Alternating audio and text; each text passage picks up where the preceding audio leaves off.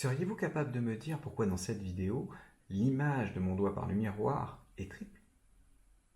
Réfléchissez voir un petit peu pour savoir comment est-ce qu'on pourrait expliquer ça. Et non, ça n'est pas un problème dans mon miroir en particulier. C'est valable sur n'importe quel miroir dès que vous regardez de manière un petit peu rasante.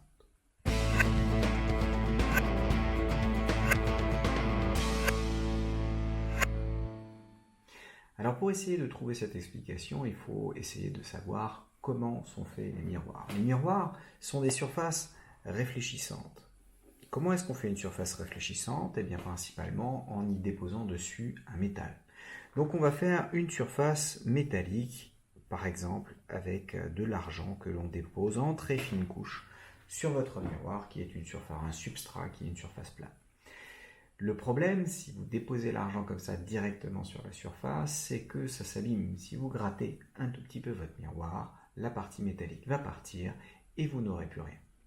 Donc, pour éviter ce problème, les fabricants de miroirs rajoutent une couche plane de matériaux transparents, du verre, de la résine, n'importe quoi, qui permettent de protéger la partie métallique, ce qui vous permet de nettoyer les vitres de votre miroir très facilement sans en enlever toutes ses capacités réfléchissantes. Alors pourquoi est-ce que ça c'est important? Parce que ça va avoir un effet particulier sur l'image qu'on va pouvoir en avoir. Il faut savoir que quand vous avez un rayon lumineux qui traverse une interface entre deux milieux transparents homogènes et isotropes, entre deux MTHI, c'est-à-dire quand vous avez un dioptre, cette interface, eh bien il existe toujours un rayon réfléchi. Sauf que là, ce qui nous intéresse, c'est pas que cette couche-là reflète le rayon, mais il nous faudrait que ce soit la couche inférieure. Donc le rayon réfléchi est réfléchi, effectivement, comme ça.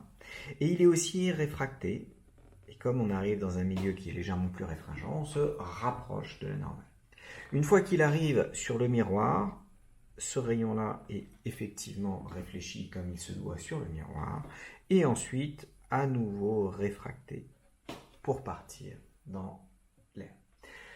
Alors pourquoi est-ce que ce phénomène se voit principalement quand vous observez votre miroir sous incidence rasante? C'est simplement que plus l'angle incident s'approche des 90 degrés, plus la quantité de rayons lumineux qui sera réfléchi va être importante. Et donc on va mieux voir l'effet. En outre, quand vous êtes en face, les deux images qui sont dues d'une part à cette réflexion, d'autre part à la réfraction, réflexion, réfraction.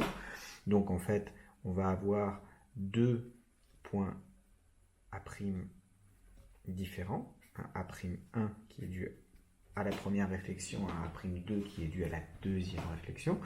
Donc on va avoir deux images de notre système. La première étant plus faible, moins lumineuse, parce que quand même, il y a à peu près 90% de la lumière qui passe au travers et seulement 10% qui va être réfléchi lors du passage du dioptre. Alors bien sûr, ce pourcentage peut augmenter à mesure que vous arrivez en lumière rasante, mais ça reste quand même relativement peu. Alors vous me direz, mais pourquoi est-ce qu'on a l'impression de voir une triple image? Et bien, cette triple image peut s'expliquer par le fait que quand vous avez les 90% là qui revient ici, il y en a de nouveau une partie qui peut être réfléchie. Il en reste 10% par exemple. C'est entièrement réfléchi par le miroir lui-même, la surface argentée, et ça repart en passant 90% de ces 10% qui réussissent à sortir. Du coup, il en reste encore. Sauf que là, si j'avais déjà 10% de 90%, donc il ne me restait plus que 9% de la quantité initiale, dont j'en prends 90%, ce qui me fait à peu près 8,1% qui sort, bah là, il me reste moins de 1% de la lumière initiale. Et donc, j'ai beau avoir encore une réflexion, j'aurai de moins en moins de lumière, ce qui fait qu'en pratique, on va voir principalement l'image 2, qui est l'image quand même que votre miroir est censé donner.